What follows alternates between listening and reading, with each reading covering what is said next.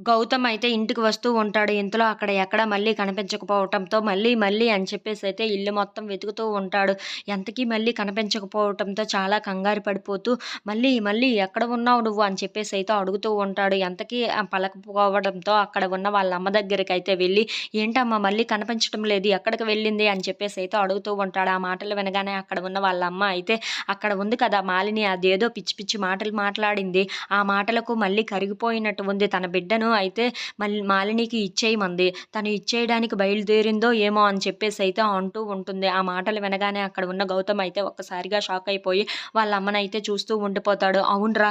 ఆ మాలిని తన బిడ్డని అయితే తనకి ఇచ్చేయమంటుంది. ఈ ఈ మళ్ళీ ఒప్పేసుకున్నట్టే ఉంది. అందుకే వెళ్ళిందో ఏమో నువ్వు వెళ్లి చూడు అని చెప్పేసైతే అంటూ ఉంటుంది. ఆ మాటలు వినగానే అక్కడ ఉన్న గౌతమ్ అయితే ఒక్కసారిగా షాక్ అయిపోయి మల్లీని వెతుక్కుంటూ అయితే బండి మీద వెళ్తూ ఉంటాడు. ఇంతలో అక్కడ ఉన్న మల్లి అయితే రోడ్డు మీద నుండి నడుచుకుంటూ అయితే ఒక గుడి దగ్గరకు వెళ్తూ ఉంటుంది. ఇంతలో అక్కడ ఉన్న దేవుడి దగ్గరికి వెళ్ళి నిజమే కదా! మా ఆయన వల్లనే కదా!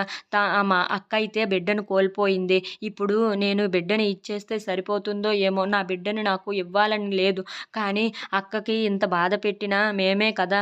మేమే చూసుకోవాలి. అందుకే నా కడుపులో బిడ్డని ఇచ్చేద్దామని నేనే డిసైడ్ అయ్యి ఇలా చేస్తున్నాను. నన్ను ఏవైనా తప్పులు ఉంటే నన్ను క్షమించండి అని చెప్పేసైతే అంటూ ఉంటుంది. ఇంతలో అక్కడ ఉన్న మల్లి మాత్రం చాలా బాధపడుతూ అయితే నా బిడ్డను నేను ఇచ్చేద్దామని నాకు లేకపోయినా సరే ఇప్పుడు ఇవ్వక తప్పటం లేదు.